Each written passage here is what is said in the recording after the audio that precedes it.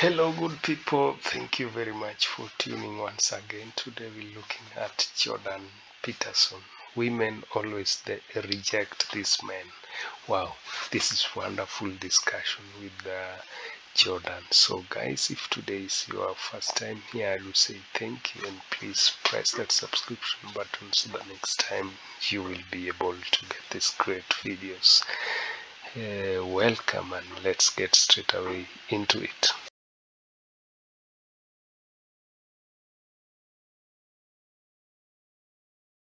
Clock at its stomach chasing you, and it could easily turn you into a tyrant.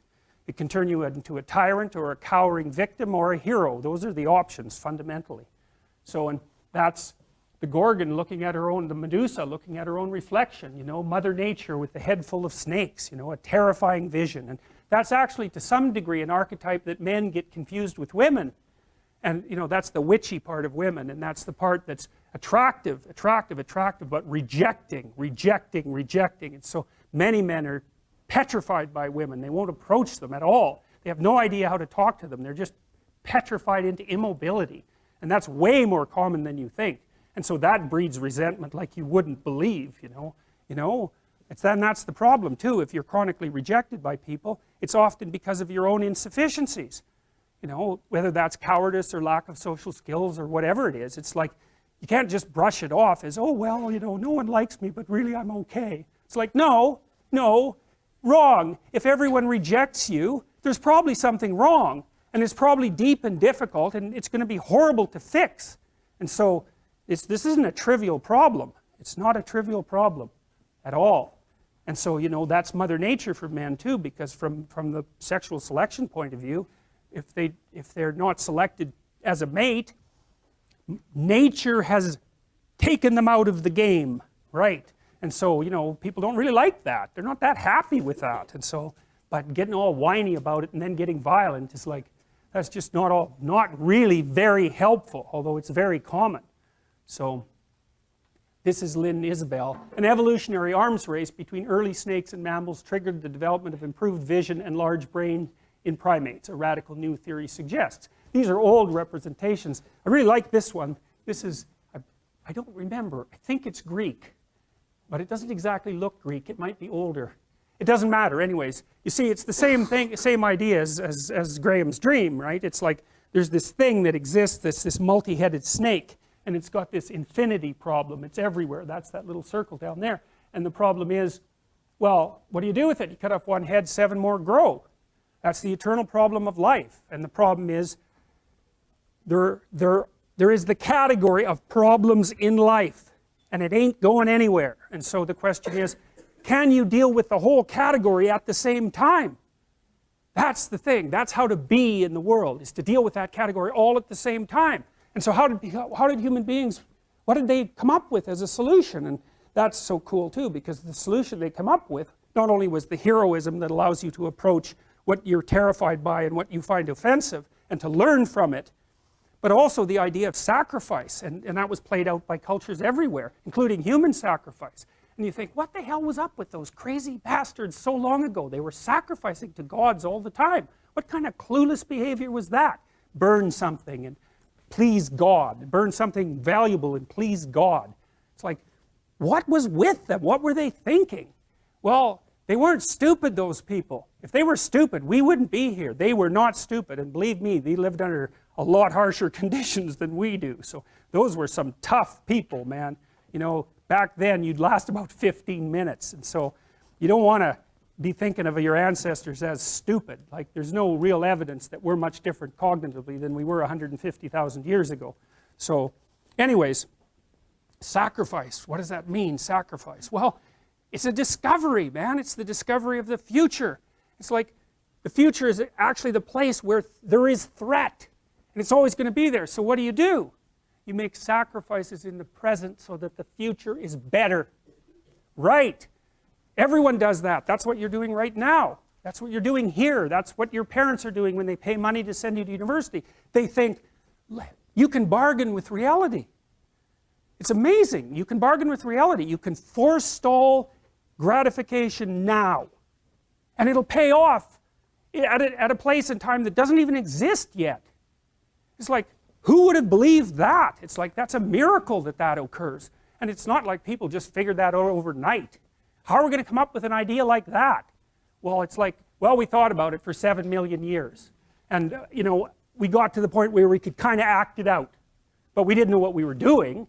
But it was it emerged as like a dream. It was, so the terror of the future is a dream. And the solution to the terror, the dream of the terror of the future, is another dream. And it comes out in mythology and in fantasy and in drama, where you act out the sacrifice. And then it's a step on the way to full understanding. So we can say sacrifice now instead of doing it, you know, although we still do it. It's just not concretized like it used to be.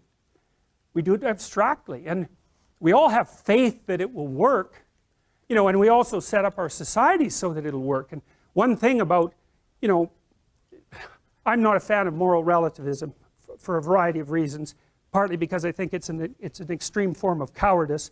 But anyways, apart from that, no. There's minimal ways that you can set up a society that will work. And so one of them is that the society has to be set up so that your sacrifices will pay off, or you won't work, and then the society will die. And so it has to make promises. People have to make promises to one another. And that's what money is. Money is a promise that your sacrifice will pay off in the future. That's what money is. And so if the society is stable, you can store up your work right now, you can sacrifice your impulses, and you can work, and you can store up credit for the future, and then you can make the future a better place. But society has to be stable enough to allow for that. Hyperinflation will do you in. So the promise that's implicit in the currency is the promise that what you're doing now will pay off in the future. And if people don't have that promise, then, well, we know what they do.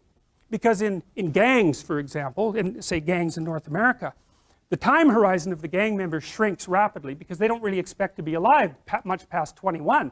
And so they get really impulsive and violent. And like, why the hell not? That's what you do when the future doesn't matter, when it's not real. You default back to living in the moment, and you take what you can get right now. And no wonder, because you don't know if you're going to be around in a year. And you get whatever you can while you can bloody well get it. And that's like anarchy, that state. And so you don't want to live in, some people like to live in that state because they're really wired for that, you know. And so they're much more comfortable in those conditions. They're kind of like warrior types, I would say, in some sense. But, you know, for most people, that's just, well, that stress will just do you in, you know, the stress of a life like that. So that's a pretty horrible picture, the one on the right, I think. And, you know, it's a creepy picture. And don't you think? Doesn't it seems like a creepy picture to me? Yeah, and so that's Quetzalcoatl, if I remember correctly, who was an Aztec dragon god. And that's the Eye of Horus, by the way, this little thing here. And see, the Egyptians, they worshiped the eye. Yeah, well, that's cool because, well, why did they worship the eye? Well, wake the hell up and look at the world. That's your salvation to do that. Pay bloody attention, especially to the things you don't want to pay attention to. And use your vision. Have some vision. And you can use your vision to see into the future. And that's your redemption. And the Egyptians, they didn't know how to say that, but they knew how to represent it. And that's how they represented it. Like, the pupil on that is completely open, completely dilated. And that's a god as far as the Egyptians were concerned. It's Horus, and I'll tell you Horus' story at some point. So, early primates developed a better eye for color, detail, and movement, and the ability to see in 3 dimensions. Traits that are important for detecting threats at close range. Humans are descended from these same primates. All right. So, now, the initiation. Well, when you go into psychotherapy, or when you make any supreme moral effort, which is roughly the same thing, you have to confront that which you do not know. Now, I mentioned the pre-cosmogonic chaos and the idea that at the end of Jung's life, he sort of thought of the unconscious and the world as the same. And you think, what the hell does that mean? But here's what it means. So let's say you're in a long-term intimate relationship and you get betrayed. Okay, so what is it that you see when you see your partner at the moment you know of the betrayal? Well, you see the pre-cosmogonic chaos. And here's why.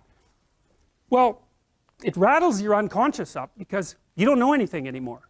You don't know what the past was. right? You don't know what it was. And it's supposed to be real, and all of a sudden you don't know what it was. And so you come up with wild ideas about what it might have been and what it represented, and then you don't know what the future is going to be anymore. So then your fantasy fills that space, and you don't know who the hell you're looking at, that's for sure, and you don't know much about human beings, and you certainly don't know anything about yourself. And so all of a sudden, not only is everything in chaos inside your mind, but everything is in chaos in your world. And it actually is, and there's no telling the difference between those two things. You know, and so then you're just shattered. And so then you go talk to a therapist for like 2 years, and you think, well, what happened? What was the reality? And the reality is, because who knows what the reality was, like, but as far as you're concerned, the reality is, I better represent this properly in my head. I better figure out who I was, who that person was, what we did together, and what it meant, because I do not want this to happen again. And so you're healed when you get to the point where you've grasped the bloody moral of the story. What went wrong? And how can I not have that happen again? Because that's the purpose of learning, right? That's the purpose of memory. It's to prepare you for the future. And so you have to pull out of that massive chaos a functional representation that increases your wisdom so that you're not this naive target the next time you enter into a relationship. So at least you can have another relationship without being so traumatized that, you know, you're done. And you know, it can take people years to talk that through, because this landscape of potential opens up when they're betrayed. It's like, well, anything could have been the truth. Well, to sort through that, you have to wander through all that mess, and it's really painful and emotional as well. You have to sort through all that mess to come out with the new you, right? The renewed you.